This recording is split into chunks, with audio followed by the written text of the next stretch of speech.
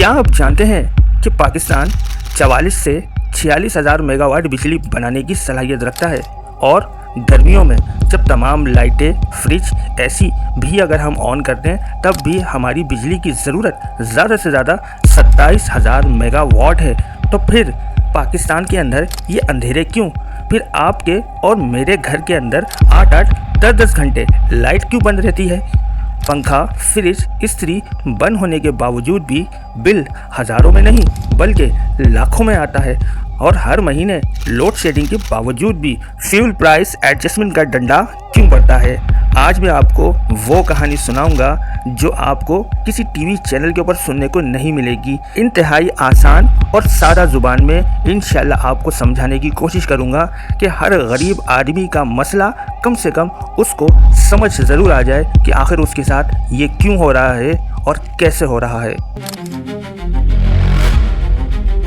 तो दोस्तों, इस कहानी की इब्तिदा होती है साल 1994 से। मोहतरमा बेनज़ीर भुट्टो उस वक्त पाकिस्तान की वज़ीर आज़म थी। पाकिस्तान में बिजली का शदीद बहरान था। 8-8, 10-10 घंटे रोज़ाना लोड शेडिंग, कारखाने बंद हो रहे थे, मजदूर बेरोज़गार हो रहे थे। मसला ये था कि फौरी रिलीफ कैसे दिया जाए। पाकिस्तान की रियासत खुद बिजली के घर नहीं लगा पा रही थी क्योंकि 3 बड़े मसले थे। हुकूमत की जेब ही खाली थी, मुल्क पर IMF का कर्जा बहुत ज़्यादा चढ़ चुका था। दूसरा मसला, डैम बनाने में कम से कम 10 साल लगते, आवाम को तो बिजली फ़ौरन चाहिए थी। तीसरा मसला, वर्ल्ड बैंक ने ये शर्त रख दी, हुकूमत खुद पावर प्लांट नहीं लगाए बल्कि बाहर की कंपनियों को लेकर आए। तो उस वक्त की हुकूमत ने फैसला किया कि बाहर की प्राइवेट कंपनियों को ही पाकिस्तान बुलाया जाए और वो पाकिस्तान में आकर प्लांट लगाएं और हुकूमत पाकिस्तान उनसे बिजली खरीदे। और यहीं से सबसे बड़े की एंट्री होती है IPPs का मतलब होता है इंडिपेंडेंट पावर प्रोड्यूसर। लेकिन ये जानकर आपको बहुत हैरानगी होगी कि इंडिपेंडेंट कंपनियां पाकिस्तान आना ही नहीं चाहती थी क्योंकि 1994 में पाकिस्तान के हालात बहुत ख़राब थे। डॉलर ही नहीं था, कानून बहुत कमज़ोर था, हुकूमत कब बदल जाए कुछ पता नहीं था। उनको डर था कि हम अरबों डॉलर यहाँ लगा दें, कल को हुकूमत कह दे कि तेल नहीं है, पैसे नहीं हैं, हम आपसे बिजली नहीं लेते, जाओ अपना प्लांट बंद करो। तो उनको पाकिस्तान लाने के लिए हुकूमत ने वो मुआहिदा किया जो आज भी नाकाबिले तलाफ़ी बन चुका है। उस वक्त की मजबूरी और आज 2026 तक हमारी मजबूरी बनी हुई है। तो दोस्तों, ये थे वो हालात और वो लम्हात कि जिन हालात में ना समझने वाला मुआहिदा किया गया और ख़ासकर उसमें वो 2 शिकें जिन्होंने मुल्क को आज तक अपनी जकड़ में ले रखा है। पहली शिक ज़रा गौर से सुनिएगा।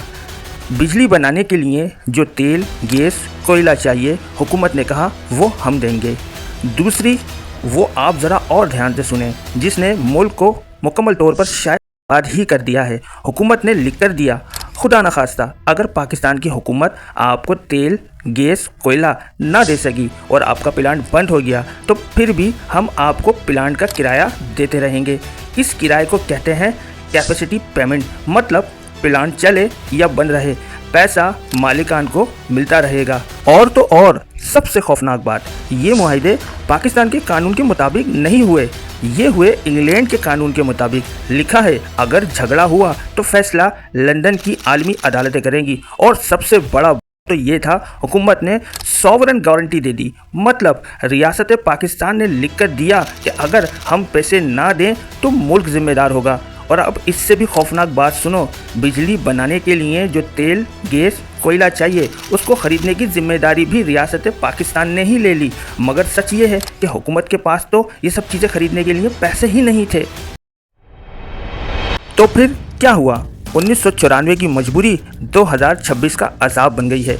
1994 में डॉलर 30 रुपये का था और आज 282 का डॉलर। मुआहिदा डॉलरों में हुआ था तो किराया 9 गुना बढ़ गया। हुकूमत ने वादा किया था तेल हम देंगे, लेकिन आवाम बिजली का बिल पूरा नहीं देती। 17% बिजली चोरी हो जाती है, इसमें भी हुकूमत की नाअहली है। हुकूमत के पास पैसा ही नहीं आया तो उसने तेल कंपनियों का उधार वापस ही ना दिया। आज वो उधार 2.6 ट्रिलियन रुपए है। तेल कंपनी कहती है पहले पुराना हिसाब दो फिर नया तेल देंगे।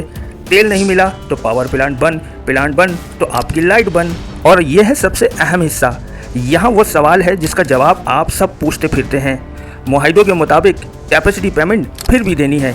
2024-25 में सिर्फ प्लांट बंद रखने का किराया 2.1 ट्रिलियन रुपए दिया गया है। ये पैसा कहां से आएगा? आपके बिलों से। इसीलिए पंखा बंद होने के बावजूद बिल 1 लाख का आता है। इसको फ्यूल प्राइस एडजस्टमेंट कहकर आपसे लिया जाता है। वो जो 44,000 मेगावाट बिजली बनाने की कैपेसिटी पाकिस्तान के पास है ना, तो उनमें सबसे बड़ा हाथ इन्हीं IPPs का है। पाकिस्तान में 100 के करीब IPPs हैं। एक hub power company, 2 Kot Addu power, तीसरी China hub power, 4 port Qasim, 5 Thar coal block 1। ये कंपनियां एक साल में अरबों डॉलर रुपया पाकिस्तान से लेती हैं। तो अब आप सोच रहे होंगे कि इसमें मेरा क्या कसूर है और क्या पाकिस्तान इस जाल से निकल सकता है?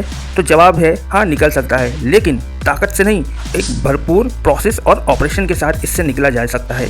एक जो मुआहिदा 2024-25 में थे ख़त्म हो रहे हैं, उनको रिन्यू करने की अब ज़रूरत ही नहीं है। बैपको और कपको की जान छूट गई है। 3,000 मेगावाट का बोझ पहले ही कम हो चुका है। 2 टेक एंड पे, यानी अब किराया नहीं मिलेगा, जितनी बिजली बनाओगे इतने ही पैसे। 17 कंपनियों पर यह लागू हो गया है। 10 साल में 300 अरब बचेंगे। तीसरा काम यह करना पड़ेगा, सस्ती बिजली पहले चलाओ। पानी, सोलर, हवा से जो बिजली 3 से 7 रुपए की बनती है, उससे पहले इस्तेमाल करो। महंगे तेल वाले प्लांट मुकम्मल तौर पर बंद कर दो या सबसे आखिर में इस्तेमाल करो। और सबसे अहम काम, बिजली चोरी रोको। जब पूरा बिल आएगा तो हुकूमत के पास तेल खरीदने के पैसे होंगे। अगर ये 4 काम हो जाए तो 2028 तक लोड शेडिंग आधी रह जाएगी। बिल 30% कम हो सकता है। लेकिन ये बात भी याद रखिए कि ये जाल 30 साल में बना है, एक दिन में कम से कम नहीं टूटेगा। तो दोस्तों, अब आपको पता चल गया होगा कि 44,000 मेगावाट होते हुए भी अंधेरा क्यों है। ये बिजली की कमी नहीं, मुआहिदों की गुलामी है। तो दोस्तों, आप लोगों को ये वीडियो इन्फॉर्मेटिव लगी है या नहीं? अपनी कीमती राय का इजहार कमेंट में आकर ज़रूर कीजिए कि इन मुआहिदों से पाकिस्तान के ऊपर और एक आम गरीब आदमी की ज़िंदगी पर क्या असरात मुरतब होते हैं। और वीडियो अच्छी लगी हो तो लाइक कर लीजिएगा, चैनल को सब्सक्राइब ज़रूर कर लीजिएगा।